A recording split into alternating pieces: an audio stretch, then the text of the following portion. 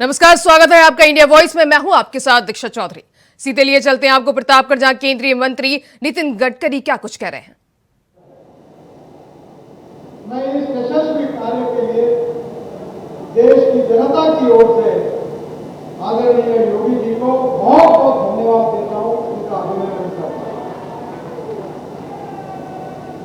भूटान के प्रधानमंत्री जी ने अभी यूनो में भाषण किया था और उन्होंने जिस बात का उल्लेख किया था, उन्होंने डोमेस्टिक हैप्पी ह्यूमन इंडेक्स इस शब्द का प्रयोग किया था।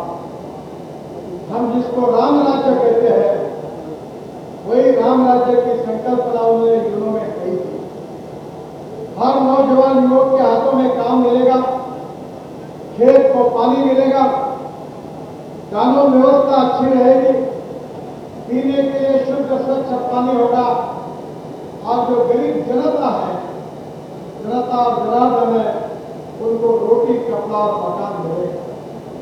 स्वास्थ्य की और शिक्षा की सुविधाएं होगी।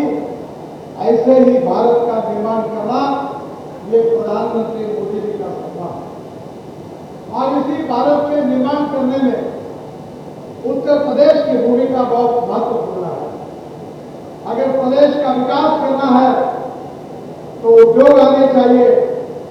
उद्योग आए बिना कैपिटल इन्वेस्टमेंट नहीं आएगी और उद्योग और कैपिटल इन्वेस्टमेंट नहीं आएगी तो रोजगार निर्माण नहीं होगा और रोजगार निर्माण नहीं होगा तो गरीबी दूर नहीं होगी।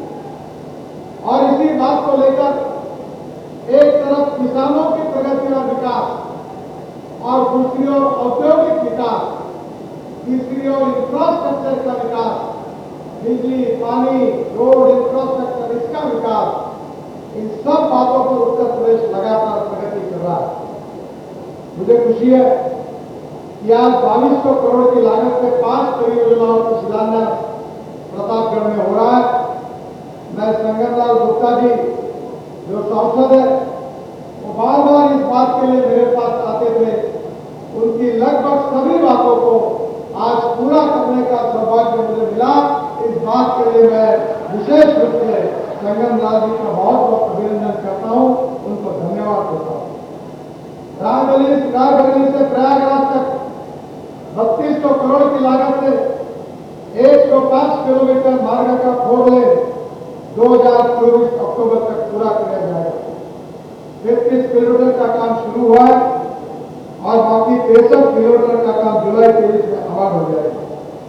इसी मार्ग से जगदीशपुर, बाबूगंज, उचाहार और आलापुर में भी ग्रीन फील्ड बाईपास का निर्माण कार्य मार्च 2024 में हो जाएगा। सही नदी पर 710 मीटर लंबा पुल तथा उचाहार बाईपास का आरोपी का भी निर्माण अक्टूबर 2024 में होगा, ये मैं आपको विश्वास देता हूं।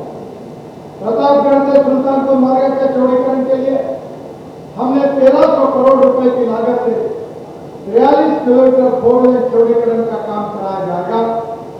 इस मार्ग के चौड़ीकरण से प्रयागराज, प्रतापगढ़ होकर अयोध्या आने जाने का समय बहुत बचेगा। प्रतापगढ़ में 309 करोड़ की लागत से 14 किलोमीटर 2 लेन पेड़ शोल्डर बाईपास का निर्माण का काम भी अगस्त 2023 में शुरू हो जाएगा। सांसद संगमलाल जी ने इस बाईपास के लिए मेरे पास एक्सटेंशन की मांग की गई थी। मैं आज उसको मंजूर कर रहा हूं। 225 करोड़ की लागत से 6 किलोमीटर बाईपास एक्सटेंशन का काम इसी माह में आरंभ हो जाएगा, ऐसा उनको विश्वास है। संगमलाल जी की मांग पर प्रतापगढ़ नगर के अंदर में 325 करोड़ की लागत से 11 किलोमीटर सीमेंट कॉन्क्रीट रोड के निर्माण का कार्य भी अगस्त 2023 में शुरू हो जाएगा। रायबरेली प्रतापगढ़ जौनपुर मार्ग NH 31 में 1200 करोड़ की लागत से 50 किलोमीटर 2 लेन पेड़ शोल्डर बाईपास का टेंडर अगस्त 2023 में हो जाएगा। इस मार्ग से लालगंज, मोहनगंज, रानीगंज, लालगंज, अंजारा जैसे मुख्य बाजार पर ट्रैफिक जाम की समस्या हल होगी। चीरबिला से लोहिया नगर तक 333 करोड़ की लागत से 21 किलोमीटर टू लेन शोल्डर मार्ग का निर्माण अगस्त 2023 में शुरू हो जाएगा। प्रतापगढ़ से गौरीगंज तक 1100 करोड़ की लागत से 70 किलोमीटर टू लेन शोल्डर सड़क का निर्माण दिसंबर 2023 में शुरू हो जाएगा। इस मार्ग के बनने से अमेठी से जगदीशपुर प्रतापगढ़ आना जाना आसान हो जाएगा। LS factory, ACC cement, BPCL जैसे औद्योगिक क्षेत्रों को इसका विशेष फायदा होगा। प्रतापगढ़ के भूपिया मोड़ पर ट्रैफिक जाम समस्या का हल करने के लिए एलएचएस बनाने की ऑर्डर दिए हैं, जिसका पैसा रेलवे को दे दिया गया है। भूपिया मोड़ से आगे मानापुर अरोरी पर फुट ओवर ब्रिज का निर्माण दिसंबर तक हो जाएगा। प्रतापगढ़ से रायबरेली की तरफ जाने वाली मार्ग में स्लिप रोड बनाने का काम सितंबर 2023 में शुरू हो जाएगा। एनएच 31 पर 27 करोड़ की लागत से स्ट्रीट लाइट, बस शेल्टर और कटरा किराए पर रोड सेफ्टी का भी काम कराया जाएगा। मुझे बहुत खुशी है कि आदरणीय मोदी जी के नेतृत्व में और योगी जी के नेतृत्व में हम उत्तर प्रदेश में 8 कॉरिडोर बना रहे हैं। गोरखपुर से सिलीगुड़ी ग्रीनफील्ड एक्सप्रेस में 25,000 करोड़ का 520 किलोमीटर 6 लेन ग्रीनफील्ड हाईवे बना रहे हैं। उत्तर प्रदेश में 85 किलोमीटर, बिहार में 416 किलोमीटर, बंगाल में 19 किलोमीटर इसकी लंबाई होगी। इसका डीपीआर बन रहा है और जल्दी इसके काम की शुरुआत करने की कोशिश करेंगे। गोरखपुर से शामली ये ग्रीनफील्ड हाईवे बना है, जो गोरखपुर से पश्चिम उत्तर प्रदेश के शामली तक 35,000 करोड़ का 840 किलोमीटर ग्रीनफील्ड एक्सप्रेस हाईवे बनाने की मैं घोषणा कर रहा हूं। इसका डीपीआर शुरू है, जल्दी ही पूरा हो जाएगा और भारतमाला 2 में इसके काम को हम शुरुआत करेंगे।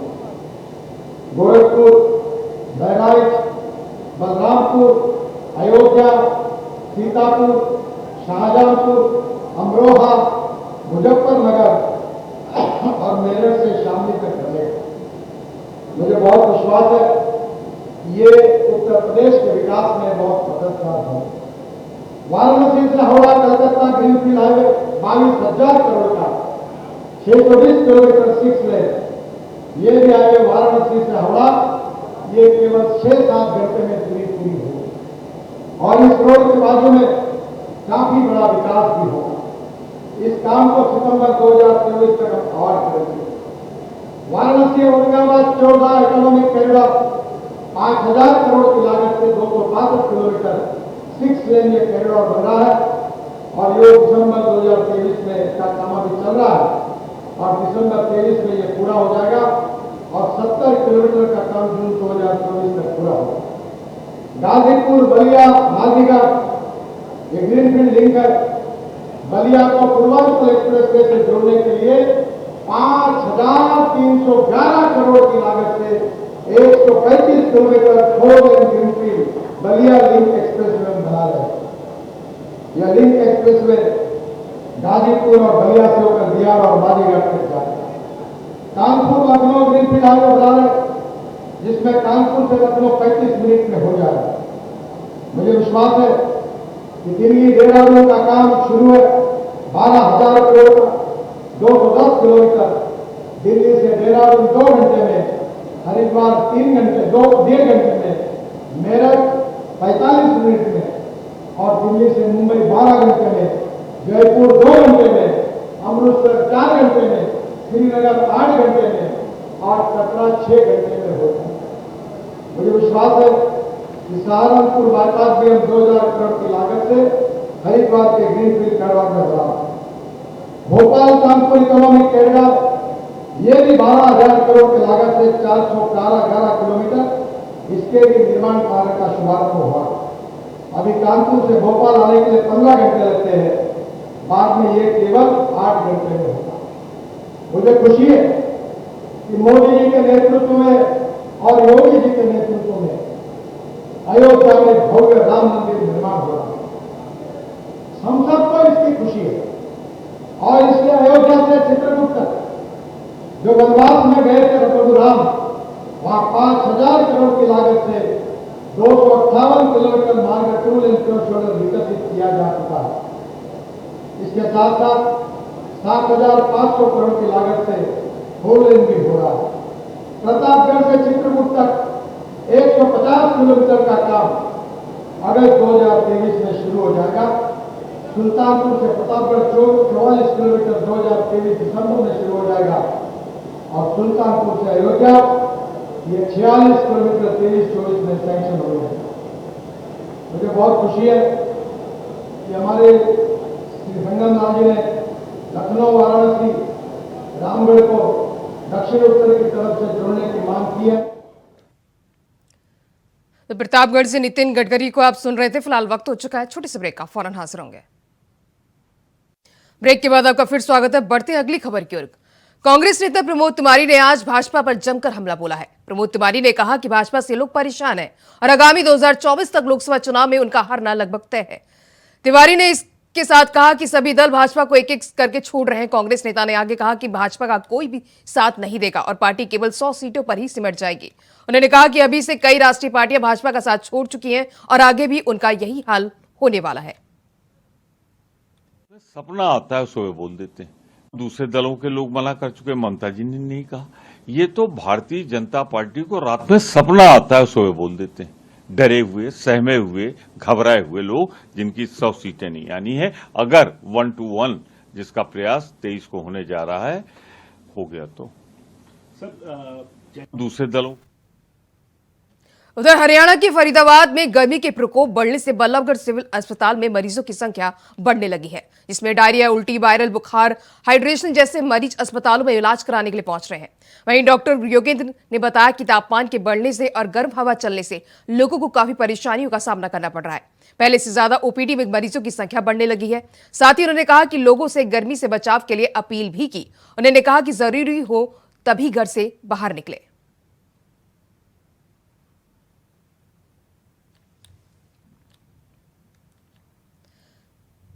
उधर पंजाब अल्पसंख्यक आयोग के चेयरमैन प्रोफेसर इमानुअल नाहर और सदस्य डॉक्टर सुभाष सोवा ने प्रोफेसर सुखपाल राणा मिनिस्ट्री का दौरा कर जायजा लिया। इस दौरान उन्होंने कहा कि जब चर्च पर हमला हुआ तब वे इंग्लैंड में थे।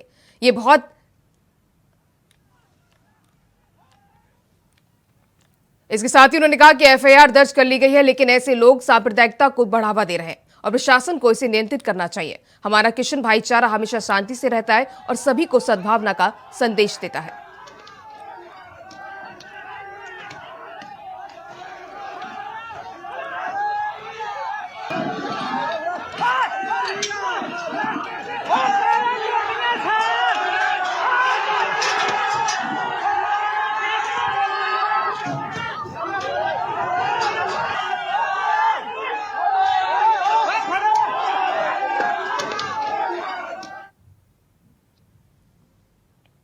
उधर नरसिंहपुर जिले के करेली में रहने वाली एक 17 साल की नाबालिग ने अपने हाथों की नसें काटकर आत्महत्या करने की कोशिश की।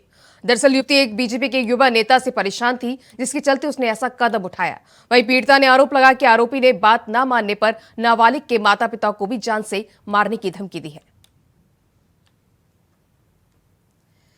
तो नरसिंहपुर में नाबालिग ने आत्महत्या करने की कोशिश की। बीजेपी युवा नेता से परेशान होकर नाबालिग ने आत्महत्या करने की कोशिश की। उधर हरदोई में एक मेडिकल की दुकान में भीषण आग लग गई। आग के चलते इलाके में हड़कंप का माहौल हो गया। वहीं आग की लपटों में दुकान में रखा लाखों का सामान जलकर राख हो गया। सूचना पर पहुंची फायर ब्रिगेड ने कड़ी मशक्कत के बाद आग पर काबू पाया, लेकिन तब तक सब कुछ सुहा हो गया।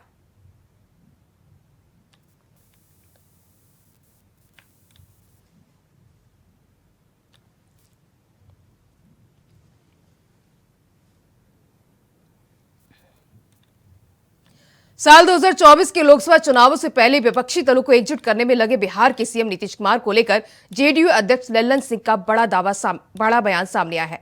लल्लन सिंह ने पटना में कहा कि नीतीश कुमार देश के प्रधानमंत्री पद के उम्मीदवार नहीं है, वे भाजपा मुक्त देश के निर्माण के लिए आगे बढ़े हैं और विपक्षी एकता को एक करने में लगे हैं।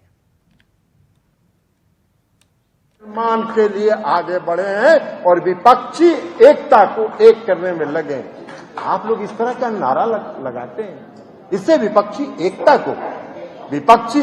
को में रुकावट पैदा होता है। ऐसा कभी मत करिएगा। हम पार्टी के कार्यकर्ताओं से आग्रह करेंगे, पूरे प्रदेश के कार्यकर्ताओं से आग्रह करेंगे, जब चुनाव हो जाएगा, यह देश भाजपा मुक्त हो जाएगा, जिस तरह पटना में सभी पार्टी बैठकर आगे की रणनीति तय करेंगे, उसी तरह चुनाव के बाद सभी पार्टी बैठकर तय करेंगे कि इस देश का मुखिया कौन होगा, और जो भी होगा इस देश में लोकतंत्र को स्थापित करेगा, पुनः उसको स्थापित करेगा। यही संकल्प है हम समूह के नेता का, और इसी आग्रह और विश्वास के साथ पुनः विमल कारक जी और उनके सभी साथियों का इस जनता दल यू परिवार में स्वागत करते हुए, अभिनंदन करते हुए हम अपनी बात समाप्त करते हैं। उधर बिहार के डिप्टी सीएम तेजस्वी यादव ने कहा कि हमारा एकमात्र लक्ष्य कि 2024 में मिलकर इन्हें भगाना है, जो लोग लोकतंत्र संविधान को नष्ट कर रहे हैं और इतिहास को बदलना चाहते हैं। हम उन्हें लोगों से लड़ना है, हमारा कोई निजी स्वार्थ नहीं है। हमने यह फैसला देश की भलाई के लिए लिया है। वे कर्नाटक और हिमाचल प्रदेश हार गए और आने वाले चुनाव में भी हार जाएंगे। बनना है, ना किसी को पीएम बनना है। एकमात्र लक्ष्य है 2024 का, मिल करके फिरका पर शक्तियों को देश से भगाना है। जो लोग देश को बर्बादी की ओर लेके जा रहे हैं, संविधान को खत्म कर रहा है, लोकतंत्र को खत्म कर रहे हैं, वैसे लोगों को, जो लोग इतिहास को बदलना चाहते हैं, जो लोग दंगा फसाद जहर की राजनीति करते हैं, उन लोगों से हम लोगों को लड़ाई लड़ना है। उसकी तैयारी चल रही है। किसी की मंशा थोड़ी ना है कुछ। नहीं तो आप बीजेपी में जाइए तो राजा हरिश्चंद्र हो जाओगे, और नहीं जाइएगा तो क्या होता है ये सबको पता है। हम लोग शुरू से लड़े हैं, लालू जी शुरू से लड़े हैं, घुटने नहीं टेके हैं, ना हम लोग टेक रहे हैं। आजकल यही ना है, वॉशिंग मशीन है ना बीजेपी।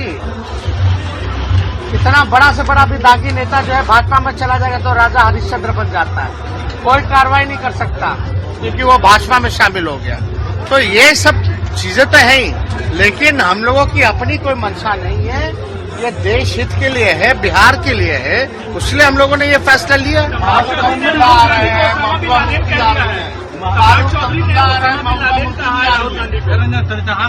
कौन क्या कहता है नहीं कहता है, किसी के कुछ कह देने से वो हो जाता है क्या?